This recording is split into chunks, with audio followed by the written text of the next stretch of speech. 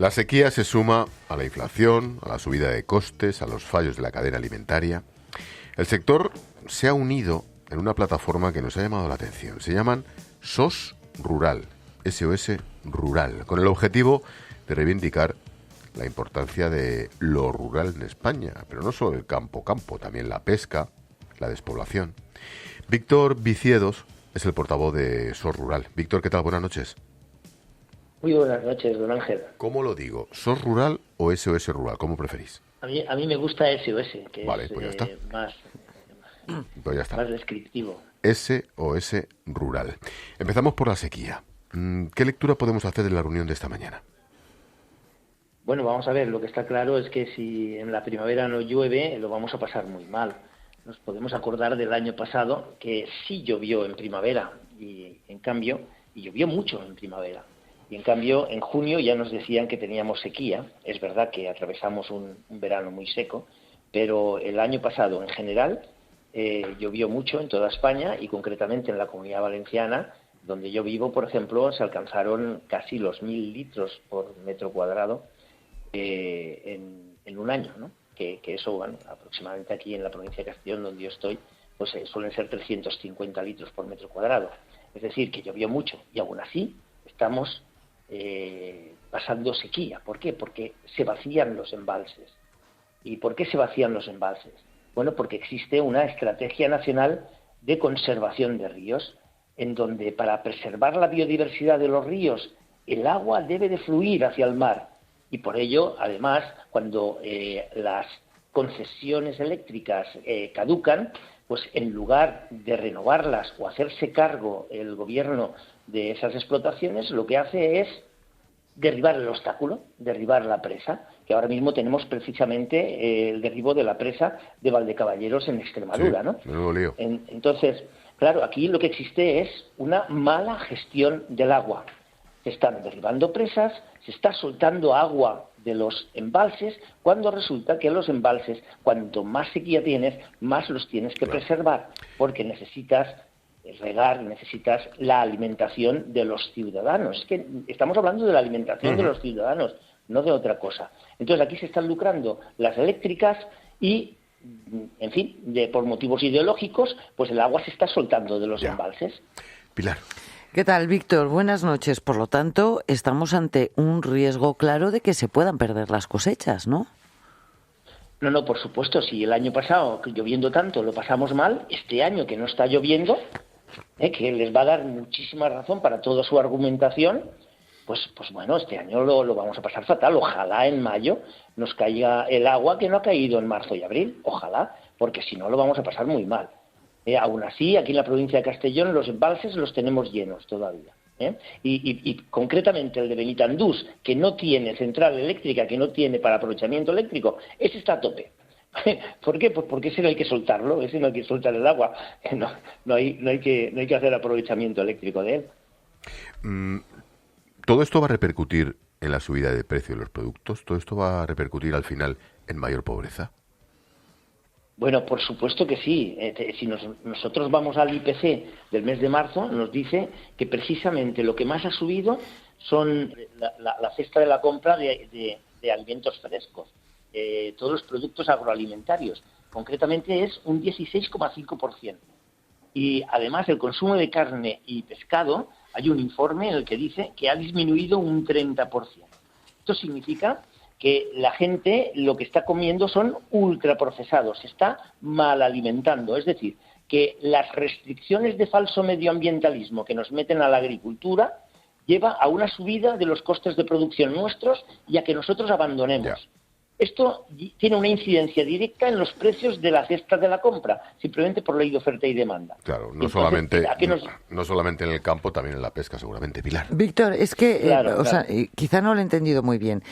Ha hablado de destrucción de presas por ideología, pero las presas, los pantanos, ¿no se hicieron para cubrir las necesidades para cuando hubiera sequía? O sea, ¿no era ese el objetivo? Por supuesto que sí.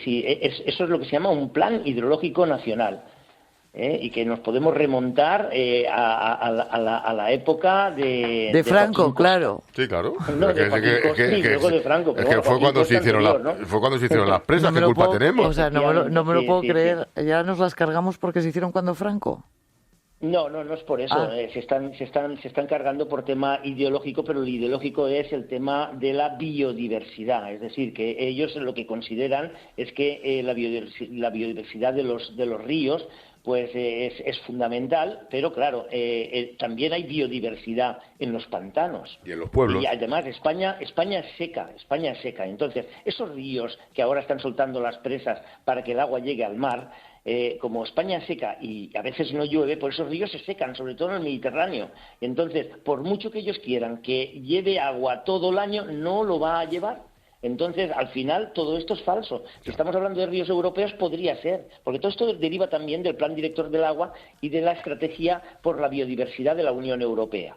Y de todo esto, ya el Centro Común de Investigación, que es un órgano científico de la Unión Europea, advertía que todas estas medidas medioambientalistas de la estrategia de la granja a la mesa, para que reduce fitosanitarios, reduce fertilización, pues todo eso iba a hacernos menos competitivos, a que nosotros abandonáramos. Y si nosotros abandonamos, los productos tienen que venir desde el exterior, desde muy lejos, contaminando, desde países donde la agricultura les quita espacio a la selva y donde no se les respeta para nada el medio ambiente. Yeah. Es decir, que la incidencia sobre el medio ambiente iba a ser superior y además nos cargábamos la agricultura europea. Eso es el Centro Común de Investigación. Claro, También la USDA, el Departamento de Agricultura de Estados Unidos, tiene un informe similar. Y en cambio, en Europa se ha apostado por eso. Bueno, pues ahora tendremos problemas con el agua, problemas con la agricultura que nos hace menos competitiva y, al final, todo eso en la cesta de la compra.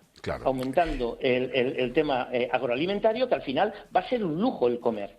Víctor, y eso el ciudadano lo tiene que conocer, don Ángel, lo tiene que conocer el ciudadano, que esa incidencia en la cesta de la compra es consecuencia directa de la ruina del campo. Nos hemos centrado en la sequía, obviamente es el problema más acuciante, pero habéis creado SOS Rural y viendo la página hay muchos más problemas.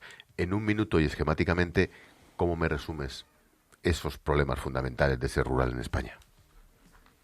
Bueno, pues empezando por ese plan hidrológico nacional que quitara o disminuyera los problemas que tenemos del agua, pues también deberíamos de tener, cierto proteccionismo con el mundo rural y con la agricultura, sobre todo con todo lo que nos llega desde fuera con una competencia desleal, que de alguna manera pues es una revisión de los tratados que ha firmado Europa para sacar de ellos la parte agrícola perjudicada y, por supuesto, a partir de ahí pues ya se le podría limitar a lo que viene de fuera con cupos y de esta manera pues que tuviéramos esa soberanía alimentaria que es necesaria para que la población se asegure la alimentación, es decir, que la soberanía alimentaria no es un capricho. Somos el sector primario, somos un sector estratégico, y si somos estratégicos porque somos la alimentación, y quien domina la alimentación domina a las gentes. No podemos depender en España de la alimentación, no puede depender de esos países extranjeros,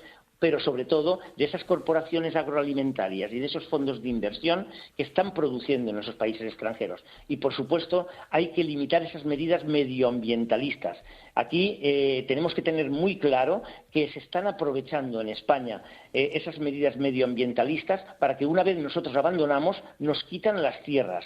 Esto está pasando en Castilla-La Mancha con la Ley de Agricultura Familiar y Acceso a la Tierra, por la cual, si una tierra abandonada deja de tener un beneficio social, pues automáticamente pues pasa a una base de datos de tierras abandonadas y puede ser aprovechada pues precisamente para esas plantas fotovoltaicas y esos molinos eólicos. Lo mismo pasa en Murcia, que son 1.500 metros desde la costa, lo que se ha marcado para que no sea aprovechable para agricultura, pero para nada. Simplemente puede ser aprovechada esa tierra para plantas fotovoltaicas y molinos eólicos, lo mismo.